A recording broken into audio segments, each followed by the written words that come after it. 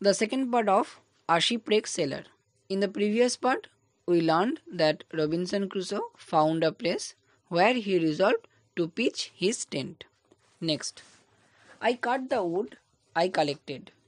আমার সংগ্রহ করা কাঠগুলো আমি কাটলাম, কি তৈরি করলাম কেটে, ইনটু স্টেক্স, খুঁটি তৈরি করলাম। এবং সেই খুঁটিগুলো নিয়ে সে কী করবে না, I drove them into the ground, এবং তারপর সে সেই খুঁটিগুলো মাটির মধ্যে পুঁতে দিল বা গেঁথে দিল, in a semi circle around my tent, অর্থাৎ তার যে সেই তাঁবু খাটিয়েছিল সেই তাঁবুর চারিদিকে অর্ধবৃত্তাকারে সে সেই খুঁটিগুলো পুঁতে দিল। অর্ধবৃত্তাকার মানে অর্ধবৃত্ত তোমরা জ্যামিতিতে পড়েছ, সেটাকে কেন্দ্র করে অর্থাৎ টেনটাকে কেন্দ্র করে তার চারিদিকে অর্ধবৃত্তাকারে সে সেই খুঁটিগুলো পুঁতে দিল। The stakes stood 6 inches apart from each other, এবং সেই খুঁটিগুলি কেমনভাবে পোতা হয়েছিল না, যাদের তাদের একে অপরে অর্থাৎ দুটো খুঁটির মাঝে দূরত্ব কত হয়, 6 ইঞ্চির গ্যাপ থাকে। I put the cables I had rescued from the ship around the stakes in a manner of a fence. তাই বলছে যে আমি সেই শিপরেক অর্থাৎ সেই ভগ্নাবশেষ থেকে সে যে সমস্ত জিনিসপত্র উদ্ধার করে এনেছিল, তার মধ্যে কেবিল ছিল বা তার ছিল, সেই তারটা সে ওই খুঁটিগুলোর চারিদিকে দিল, এমনভাবে দিল যাতে সেটা কিসের মতো কাজ করে না, একটা বেড়ার মতো হয় বা বাড়ার মতো কাজ করে। I used a short ladder to go over the fence, এবং সে ওই বেড়ার এপার ওপার অর্থাৎ ওই ফেন্সের এদিক ওদিক যাওয়ার জন্য কি ব্যবহার করতো, একটা ছোট মই। তাহলে সে নিশ্চয়ই একটু হাইট করেছিল। ওয়ান্স ইন, একবার যদি ওই হচ্ছে ল্যাডার ইউজ করে ভেতরের দিকে চলে আসতো অর্থাৎ ওই টেন্টের দিকে চলে আসতো ইনসাইডে, I withdrew the ladder after me, এবং উঠে আসার পর মানে ভেতরে আসার পর সে সেই মইটা তুলে নিত। সো দ্যাট এইভাবে I was completely fortified against the world outside, এবং বাইরের জগতের থেকে সে সম্পূর্ণ নিজেকে সুরক্ষিত করতে পেরেছিল। ফর্টিফাইড মানে এখানে সুরক্ষিত বা সিকিউরড। আউটসাইড ওয়ার্ল্ড বলতে এখানে কি, কারণ সেই ব্যারেন আইল্যান্ডে সে তো ওয়াইল্ড বিস্ট বা অ্যানিমেলদের প্রতি ফিয়ার ছিল, কারণ তারা তো তাকে যে কোনো অ্যাটাক বা ক্ষতি করতেই পারতো। তাই কারণেই সে ওই ফেন্সিংটা করেছে, কারণ আমরা আগের পার্টেই পড়েছি যে সে সেই বন্য জন্তুদের ভয়ে গাছের ওপরে ঘুমাতো। ইনটু দিস টেন্ট, এই টেন্টে বা এই তাঁবুতে, I brought all my stores and provisions, আমার যা কিছু সঞ্চয় বা আমার যা কিছু রসদ ছিল সেই জিনিসপত্র সবই আমি এই তাঁবুতে এনে রাখলাম।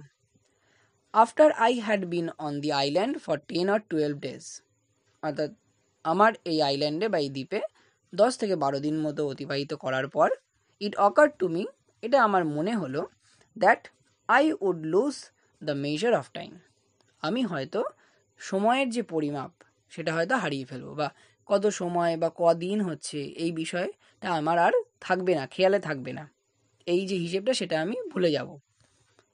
কেন না, this was because I had neither watch নর ক্যালেন্ডার, তাহলে এই হিসেবটা কেন সে ভুলে যাবে সময়ের, না তার কাছে কোনো ঘড়ি ছিল, না তার কাছে কোনো ক্যালেন্ডার ছিল।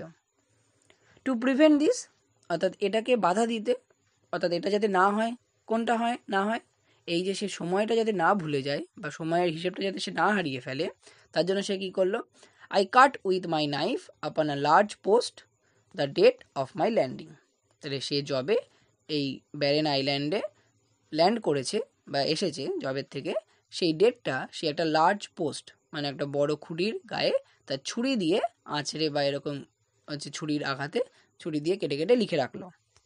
I put a notch with my knife for every day, এবং সে কী করলো, ওই প্রতিদিন তার ওই ছুরি দিয়ে একটা দিন অতিবাহিত হলেই সে একটা আঁচড়, নচ মানে একটা আঁচড় বা দাগ দিয়ে তার একটা চিহ্ন রেখে দিত।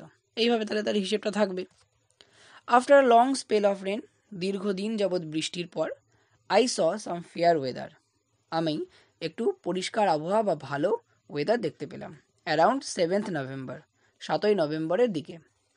I spend the next couple of days making small wood boxes, এবং তারপরে অর্থাৎ এই যখন ওয়েদার ভালো ছিল, এই ওয়েদার ভালো থাকার সময় সে কিছুদিন কীভাবে অতিবাহিত করেছে, কাটিয়েছে না, ছোট ছোট কাঠের বাক্স তৈরি করে।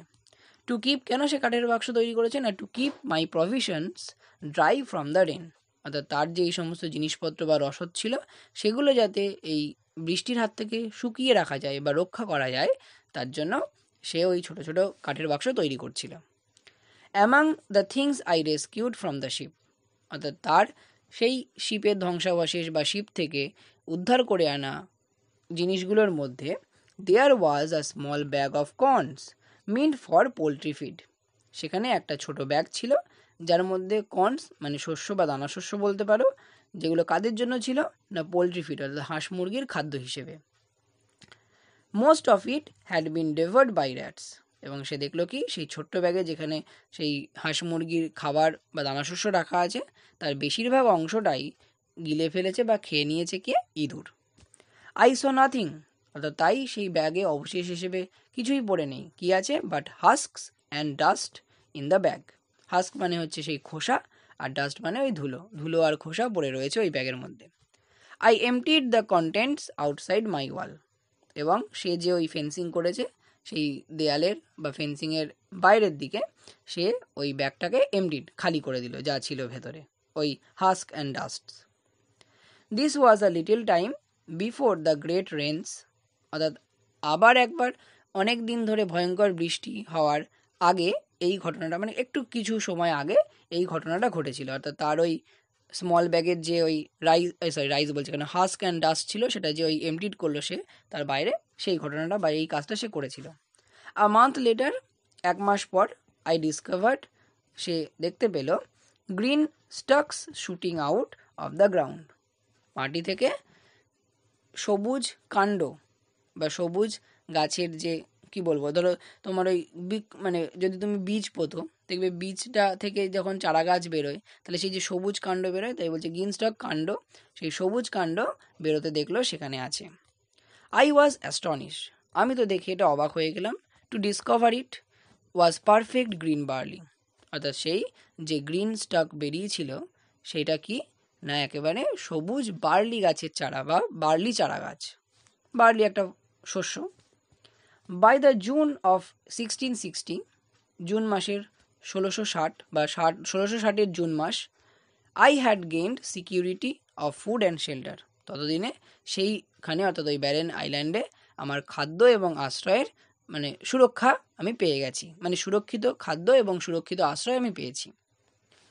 ইন দিস সেম মান্থ, ঠিক সেই একই মাসে অর্থাৎ এই 1660-এর জুন মাসে, I developed a high fever, হঠাৎ তার খুব জ্বর হলো, অ্যান্ড লে উইক অ্যান্ড থ্রাস্টি, এবং শুয়ে বা পড়েছিল বলতে গেলে খুব দুর্বল এবং তৃষ্ণার্তভাবে।